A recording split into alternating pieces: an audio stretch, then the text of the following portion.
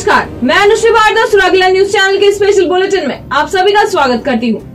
आज की मुख्य खबरें संक्षिप्त में इस प्रकार है। आतंकी हमले की धमकी के बाद नैनीताल में भी high alert. Haldwani railway station और बस अड्डे की सुरक्षा बढ़ाई। जनपद पिथौरागढ़ में भूकंप के झटके से सहमे लोग। भूकंप की तीव्रता 4.6 रिक्टर नापी गई। हल्द्वानी पहुंचा पहाड़ के फलों का राजा काफल, फिर न कहना काफल पाको में नीचा क्यों। धामी सरकार ने 4 धाम यात्रा में श्रद्धालुओं की संख्या में की बढ़ोतरी। केदारनाथ धाम में भी बढ़ाई दर्शन की अवधि। 10:30 बजे रात्रि तक हो सकेंगे बाबा के दर्शन। बढ़ती भूसे की कीमत को मद्देनजर रखते हुए काबीना मंत्री सौरभ बहुगुणा ने घोषणा की कि सरकार दुग्ध समितियों के माध्यम से घर तक आधी कीमतों में पहुंचाएगा भूसा। चंपावत उपचुनाव में कांग्रेस प्रत्याशी निर्मला गैतोड़ी ने कराया नामांकन। कांग्रेस के कई दिग्गज नेता रहे मौजूद। चंपावत डीएम ने मतदाता जागरूकता रथ को किया रवाना। चंपावत के उपचुनाव में कूदी सपा। पार्टी प्रत्याशी का करवाया नामांकन, जीत का किया दावा। लोहाघाट के 12 कोट के सूरी गाँव में दबंग की दबंगई से बुजुर्ग ने छोड़ा घर। पुलिस से लगाई मदद की गुहार, रिश्तेदारों के वहां ली शरण। अल्मोड़ा की उदय शंकर नाट्य अकादमी में मनाया गया गुरुदेव टैगोर जन्मोत्सव। अब खबरें विस्तार से। आज सुबह 10:03 पर जनपद पिथौरागढ़ में भूकंप के झटके महसूस किए गए। भूकंप का अभिकेंद्र तहसील डीडीहाट थाना अस्कोट में था। वहीं भूकंप की तीव्रता 4.6 रिक्टर नापी गई। भूकंप से किसी भी प्रकार की जनहानि या क्षति होने की कोई सूचना प्राप्त नहीं हुई है। संवाददाता नदीम परवेज की रिपोर्ट। मुख्यमंत्री पुष्कर सिंह धामी ने 4 धाम यात्रा को लेकर संतोष जताते हुए कहा कि इस बार यात्रा में यात्रियों की संख्या के साथ साथ केदार बाबा के दर्शन की अवधि भी बढ़ा दी गई है। अब श्रद्धालु रात को 10:30 बजे तक केदार बाबा के दर्शन कर सकेंगे। सरकार के इस निर्णय से तेजी से तीर्थ यात्रा में पहुंचने वाले श्रद्धालुओं की संख्या में लगातार इजाफा हो रहा है। मुख्यमंत्री पुष्कर सिंह धामी ने कहा कि यात्रा व्यवस्थाएं चाक चौबंद है। किसी भी प्रकार की समस्या किसी भी श्रद्धालुओं के लिए न आए, इसके लिए प्रशासनिक स्तर पर व्यवस्थाएं बनाई गई हैं। संवाददाता मनोज कुमार की रिपोर्ट। पहले दिन यात्रा हमारी 3 तारीख से शुरू हुई है। 3 तारीख को यमुनोत्री गंगोत्री के कपाट खुले हैं, 6 को केदारनाथ जी के कपाट खुले हैं और 8 को बद्रीनाथ जी के कपाट खुले हैं। और पहले दिनों में क्योंकि प्रत्येक वर्ष ज़्यादा भीड़ रहती है, ज़्यादा लोग रहते हैं, लेकिन अब यात्रा अपने एक मैं कहूँ कि ठीक प्रकार से व्यवस्थित रूप से चल रही है। और हमने पिछले वर्षों की तुलना में 1,000 की जो संख्या है वो बढ़ाई है। मैंने सभी यात्रियों से, सभी श्रद्धालुओं से, सभी पर्यटकों से मैं अनुरोध भी करता हूँ कि हमने ऑनलाइन और ऑफलाइन जो भी रजिस्ट्रेशन की जो व्यवस्था की है, अपना रजिस्ट्रेशन करवा कर ही जाएँ। आगे की चौकियों में अपनी जो सत्यापन की कॉपी है वह भी अपने साथ लेकर जाएँ, क्योंकि थोड़ा यात्रा 2 वर्षों के बाद हो रही है, इसलिए यात्रा में संख्या अत्यधिक आ रही है और रजिस्ट्रेशन भी अत्यधिक हो रहे हैं। पिछले वर्षों की तुलना में काफ़ी ज़्यादा हुए हैं। इसलिए हम सब लोगों की यात्रा, जो आने वाले हमारे श्रद्धालु हैं, पर्यटक हैं, उनकी यात्रा अच्छी हो, सुगम हो, सरल हो और सुरक्षित हो। उसके लिए जरूरी है कि जो व्यवस्थित तरीके से जब आपका वहाँ इंतजाम हो जाए, आपके रजिस्ट्रेशन की जो व्यवस्था है वो पूरी हो जाए, उसके बाद ही वो अपनी यात्रा करें। अन्यथा वहाँ पर उनको सबको परेशानियों का अगर सामना करना पड़ता है तो निश्चित रूप से उत्तराखंड का मुख्य सेवक होने के नाते मुझे स्वयं व्यक्तिगत रूप से परेशानी होती है। इसलिए मैं सभी श्रद्धालु पर्यटकों से अनुरोध करता हूँ कि व्यवस्थित तरीके से यात्रा में आए और जाए। उत्तराखंड के कई रेलवे स्टेशनों को 21 मई को बम से उड़ाने की धमकी के बाद पूरे प्रदेश में सुरक्षा व्यवस्था बढ़ा दी गई है। हल्द्वानी बस अड्डे और काठगोदाम रेलवे स्टेशन पर पुलिस और LIU की टीम नजर रखे हुए है। एसपी सिटी हरबंस सिंह ने बताया कि आतंकी धमकी के मद्देनजर पुलिस पूरी तरह से हाई अलर्ट है। अभी तक की जांच में कोई भी संदिग्ध पकड़ में नहीं आया है। बताते चले कि रुड़की रेलवे स्टेशन के अधीक्षक LK वर्मा को एक धमकी भरा खत मिला है, जिसमें लक्सर, नजीबाबाद, देहरादून, रुड़की, ऋषिकेश, हरिद्वार रेलवे स्टेशनों समेत कई धार्मिक स्थलों को भी बम से उड़ाने की धमकी दी गई है।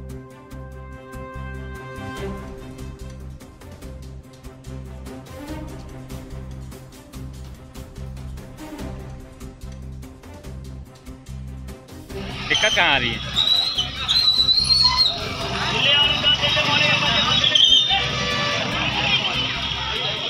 वासियों को किसी प्रकार में दहशत की रहने की आवश्यकता नहीं है। हमारी पुलिस लगातार सतर्क है, सजग है और अच्छे से काम कर रही है। और अगर ऐसी घटना कोई घटित होती है तो उसमें तुरंत अभियोग पंजीकृत करके लोगों को अरेस्ट किया जाता है, अपराधियों को अरेस्ट किया जाता है। इसमें किसी भी व्यक्ति को मैं अपने स्तर से ये सबको रिक्वेस्ट करता हूँ, सबको ये अनुरोध करता हूं कि अगर किसी के मन में किसी प्रकार का भय है तो उसको निकाल दें। पुलिस आपकी सुरक्षा के लिए लगातार तत्पर है और किसी भी प्रकार की शहर के अंदर कोई समस्या उत्पन्न नहीं होने दी जाए। कहाँ हैं सब लोग? शाम की चाय तो एक साथ होनी चाहिए, सब लोग एक साथ बैठना ही नहीं चाहते। पापा, try this. लो, सब लपक लिए।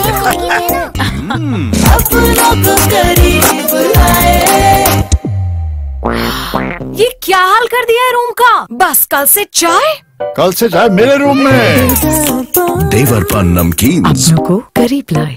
उत्तराखंड के चंपावत विधानसभा में उपचुनाव होना है, जिसको लेकर सूबे के मुख्यमंत्री पुष्कर सिंह धामी ने चंपावत में नामांकन करने के बाद वापस राजधानी देहरादून लौटकर चंपावत की जनता का आभार व्यक्त किया। उन्होंने कहा कि चंपावत क्षेत्र से उनका विशेष लगाव रहा है। यही वजह है कि चंपावत के लोगों ने सीएम के नामांकन के दौरान बड़ी संख्या में पहुंचकर मुख्यमंत्री पुष्कर सिंह धामी का उत्साह बढ़ाने का काम किया। सीएम ने नामांकन में पहुंचे सभी लोगों का आभार जताया। संवाददाता मनोज कुमार की रिपोर्ट। मैं चंपावत क्षेत्र की जो महान जनता है उन सभी का मैं धन्यवाद करता हूँ। कल मैंने विधिवत रूप से वहाँ पर अपना पर्चा दाखिल किया, नामांकन पत्र भरा। वहाँ पर सभी माताओं बहनों का, नौजवानों का, बड़े बुजुर्गों का, चंपावत क्षेत्र की सभी 2 किलो जनता का बहुत बड़ी संख्या में आकर उन्होंने आशीर्वाद दिया है। और मैं भी मन वचन और वाणी से पूरी तरह से मैं संकल्प लेता हूँ मैं उस क्षेत्र की सेवा करूँ और उस क्षेत्र की सेवा करने के लिए मैं तैयार हूँ। मेरे लिए कोई वो क्षेत्र नया नहीं है।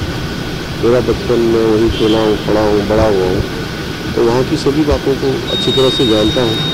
सबके साथ मिलकर एक आदर्श चंपावत बने, अच्छा चंपावत बने। वहाँ पर विकास की बहुत संभावनाएँ हैं, अपार संभावनाएँ हैं। पर्यटन के क्षेत्र में, उद्यान के क्षेत्र में, अनेकों क्षेत्रों में, शिक्षा, चिकित्सा, रोडों की कनेक्टिविटी, इंटरनेट की कनेक्टिविटी, उन सभी पर काम करना है। किया भी है, जिसमें मेरे पास उस क्षेत्र के लोगों का धन्यवाद करने के लिए कोई शब्द नहीं है।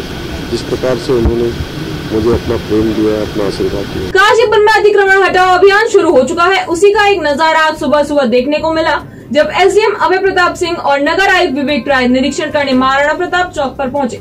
दोनों ने हटाए जा रहे अतिक्रमण अभियान व महाराणा प्रताप चौक पर चल रहे निर्माणाधीन कार्य का निरीक्षण किया।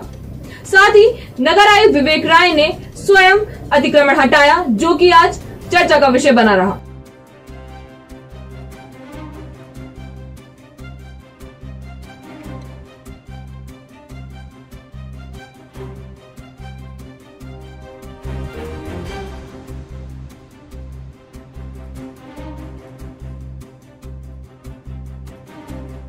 चंपावत उपचुनाव में मुख्यमंत्री धामी के नामांकन कराने के बाद विधानसभा में अन्य दल भी अपनी दावेदारी करने लगे हैं। इसी क्रम में आज चंपावत से कांग्रेस की प्रत्याशी चुनी गई निर्मला गहतोड़ी ने अपना नामांकन दर्ज कराया। निर्मला गहतोड़ी ने आज 11:30 बजे चंपावत तहसील पहुंच चुनाव आरओ हिमांशु कफलतिया के समक्ष अपना नामांकन प्रस्तुत किया। निर्मला गहतोड़ी के नामांकन के लिए कांग्रेस के वरिष्ठ नेता यशपाल आर्य, भुवन कापड़ी, प्रदेश अध्यक्ष करण मेहरा सहित कई पूर्व मंत्री व विधायकों के साथ ही लोहाघाट के विधायक खुशहाल सिंह अधिकारी व पूर्व विधायक चंपावत हेमेश खरगवाल भी चंपावत पहुंचे। नामांकन के बाद मीडिया से बात करते हुए निर्मला गहतोड़ी ने अपनी जीत का दावा किया। निर्मला ने कहा, मुख्यमंत्री के सामने पूरी शक्ति से चुनाव लड़ूंगी। संवाददाता लक्ष्मण सिंह बिष्ट की रिपोर्ट।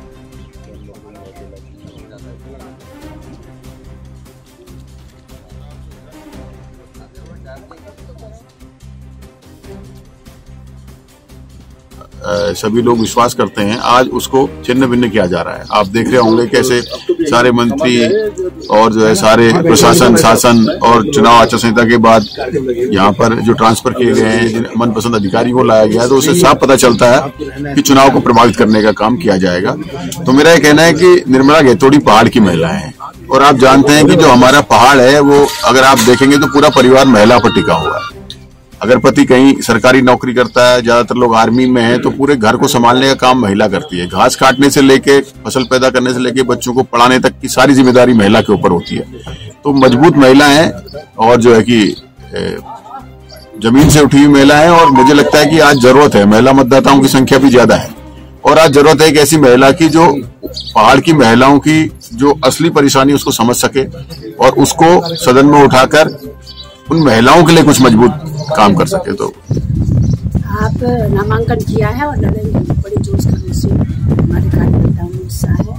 ऐसा है, हम लोग इलेक्शन लड़ेंगे तो सादगी से ही लड़ेंगे, क्योंकि आपको मालूम है एक तरफ कुबेर खड़े हैं, दूसरी तरफ हम जनता के सेवक हैं, और ऐसा मुझे पूरा विश्वास है कि जनता ने मुझे भरोसा भी दिया, विश्वास भी है कि मैं जीत गया। लेकिन प्रतिद्वंदी मजबूत है, सीएम है सब। अब सीएम आप ही पहले सब लोग पत्रकार सीएम कहते थे, तो आप समझ लो कि मजबूत तो सरकार उनकी है, लेकिन ये है कि अभी खटीमा में जब इलेक्शन लड़े थे तो भी वो सीएम थे और तब भी सरकार थे, तो ऐसा कुछ नहीं है। चुनाव कई नतीजे हैं, शिबू सोरेन जी भी कभी इतिहास है कि सिटिंग में मुख्यमंत्री रहते हुए हारे, तो ये कोई बड़ी बात नहीं, मैं पूरी आशीष।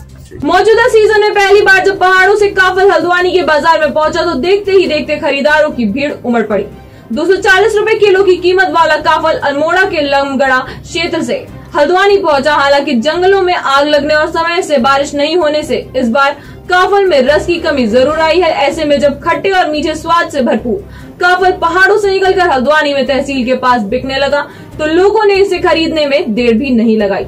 काफल को देखकर किसी की बचपन की यादें ताजा हुई तो कोई इसके स्वाद का दीवाना निकला। बताते चले कि पहाड़ों में 4000 फीट से 6000 फीट तक की ऊंचाई वाले क्षेत्रों में उगने वाला काफल स्थानीय ग्रामीणों की आर्थिकी का जरिया भी है। स्वाद और औषधीय गुणों से युक्त काफल से जुड़ी एक मार्मिक कहानी भी है, जिसे उत्तराखंड में खूब गुनगुनाया जाता है। आज भी जब पहाड़ों में काफल बकते हैं तब बेटी रूबी चिड़िया कहती है, काफल पाको मैंने चाख्यो, अर्थात काफल पक गए मैंने नहीं चखा। उसका जवाब माँ रूपी दूसरी चिड़िया देती है, पुर पुतई पुरपुर, अर्थात पूरे हैं बेटी पूरे हैं। संवाददाता दीपक अधिकारी की रिपोर्ट। 60 किलो काफल आते हैं, एक दिन में बिक जाता है। हम जैसे कि 10 साल से इधर काफल बेच रहे हैं, बहुत अच्छे बिक्री चलता है इसका और बहुत मशहूर फल होता है। लमगड़ा का काफल है, अल्मोड़े से लाते हैं हम खरीद कर और बढ़िया स्वाद है इसका और बुखार उखार में सब में अच्छा रहता है। सबके लिए सेहत के लिए भी सही है, पेट के लिए भी सही है। अच्छा बिक रहा है सर, बहुत बढ़िया बिक रहा है, बहुत बढ़िया फल भी है, बहुत ज़्यादा बिक रहा है, तेजी से बिक रहा है। काफल का फल बहुत ही हमारे पहाड़ी लोगों के लिए अच्छा है और लॉकडाउन में हम इसका स्वाद तो ले नहीं पाए, लेकिन अभी ले रहे हैं जो हमको बहुत अच्छे लगता है। हमारा जो इस पर गाना भी है जो हमारे पहाड़ का है वो हर जगह विख्यात भी है, बहुत ही स्वादिष्ट है और मीठा भी है। ये पहाड़ के जंगलों में पाया जाता है और कहाँ पूरे इंडियन के और कहीं नहीं होता है, केवल अपने ही उत्तराखंड देवभूमि होता है। काफल, ये काफल हमारे पहाड़ का फल है, बड़ी मुश्किल से आज ये हमको हल्द्वानी में मिल गया है। इसको देख के इतनी खुशी हुई हमें कि हम इसको तुरंत ले लिया। कितने रुपए किलो लिया आपने? हमने लिया 80 का आधा किलो, 90 का आधा किलो, 180 रुपए किलो। काशीपुर स्थित गंगे बाबा रोड निवासी एक महिला ने मोहम्मद शोएब नाम के एक लड़के पर अपनी 13 वर्षीय पुत्री के साथ छेड़खानी का आरोप लगाया है। उसका कहना है कि शोएब उसकी पुत्री से जबरदस्ती विवाह करना चाहता है। मना करने पर कुछ दिन पूर्व देर रात्रि गुंडे लेकर घर पर आ धमका व घर बर्बाद करने की धमकी देने लगा। पुलिस ने प्रतिवादी के खिलाफ मुकदमा दर्ज कर लिया है व मामले की जांच में लगी है। चाकू से हमला कर गंभीर रूप से घायल करने के जुर्म में काशीपुर पुलिस ने एक युवक को गिरफ्तार किया है। 13 अप्रैल को पुलिस को सूचना मिली थी कि काशीपुर स्थित प्रिया मॉल के पास प्रेम सिंह उर्फ पादरी ने 2 लोगों पर चाकू से हमला कर एक को गंभीर रूप से घायल कर दिया था। आरोपी मौके से फरार हो गया था। काशीपुर पुलिस ने कड़ी मेहनत के बाद फरार अभियुक्त को गिरफ्तार कर लिया है।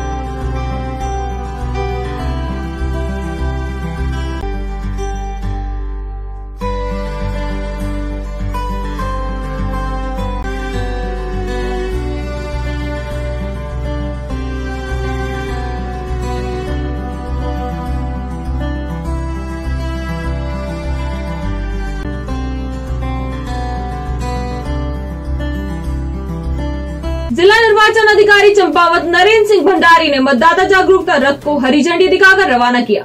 मतदाता जागरूकता रथ द्वारा विधानसभा चंपावत अंतर्गत गांव-गांव, शहर-शहर जाकर मतदाताओं को मतदान करने हेतु जागरूक किया जाएगा एवं उन्हें मतदान हेतु प्रेरित किया जाएगा।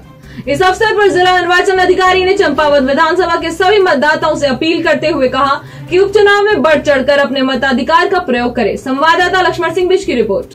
उप निर्वाचन 2022 में अधिक से अधिक मतदान हो, इसलिए आज हमने स्वीप रथ का भी यहाँ पे संचालन किया है, जो शहर में घूम घूम के लोगों को जागरूक करेगा और इसमें गानों के माध्यम से और पोस्टर्स के माध्यम से, पैम्पलेट्स के माध्यम से भी लोगों को जागरूक किया जाएगा। बाराकोट के सूरी गांव का एक बुजुर्ग गांव के एक दबंग की दबंगई के चलते पिछले 3 दिन से अपने घर नहीं गया। बुजुर्ग ने बाराकोट में अपने रिश्तेदारों के वहां शरण ली हुई है।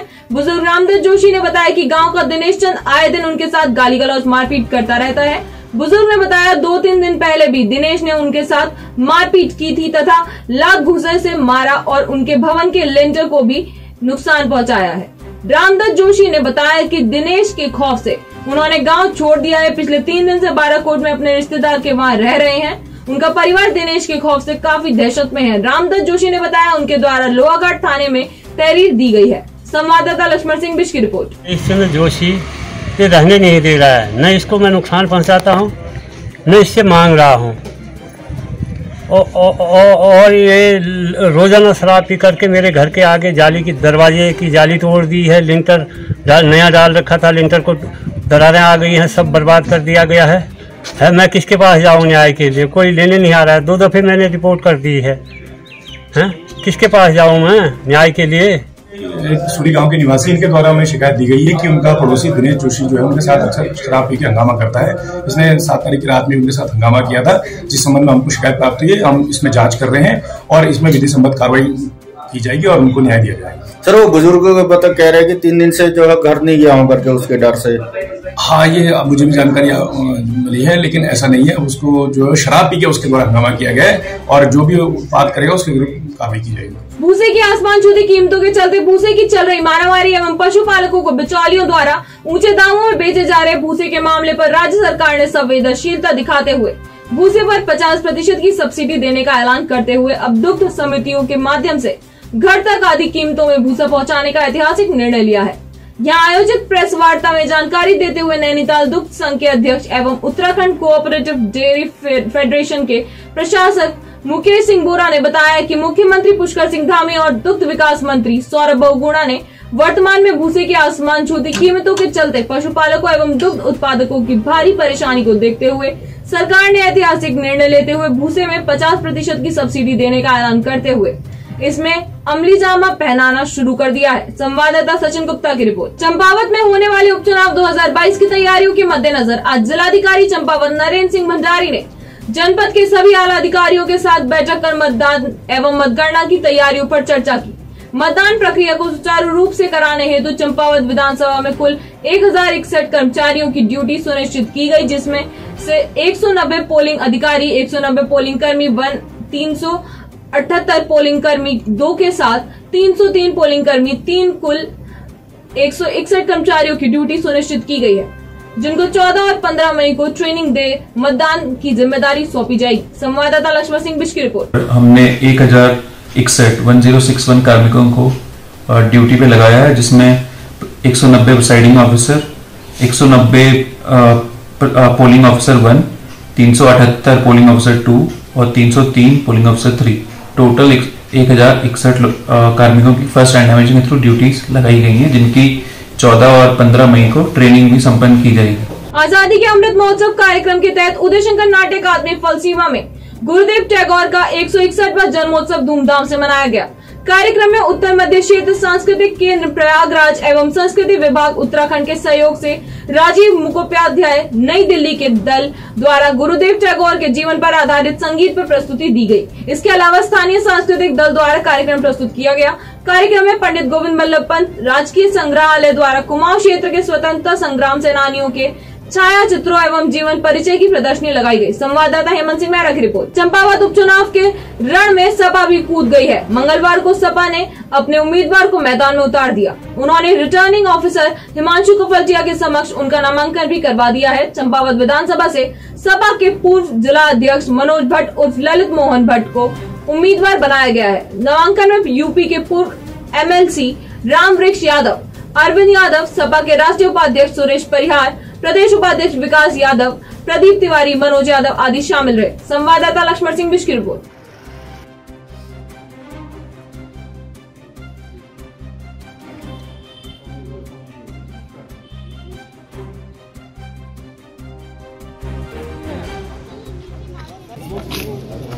राष्ट्रीय अध्यक्ष जी का आदेश, पार्टी का आदेश, और मैं समझ रहा हूँ कि ललित मोहन भट्ट लोहिया जी के विचारों को, मुलायम सिंह के विचारों को और अखिलेश यादव जी की कारवां को आप देखेंगे कि वो लगातार जिस तरह से ये सर पर लाल टोपी और लाल कुर्ता पहन करके इतने लोकप्रिय, तो जो हमारी समाजवादी पार्टी है, जो हमारे राष्ट्रीय अध्यक्ष हैं, वो जमीन के कार्यकर्ताओं को सम्मान देते हैं और बहुत ही अच्छा कैंडिडेट हम लोगों ने दिया है। और ये लड़ाई पूंजीवाद बनाम समाजवाद।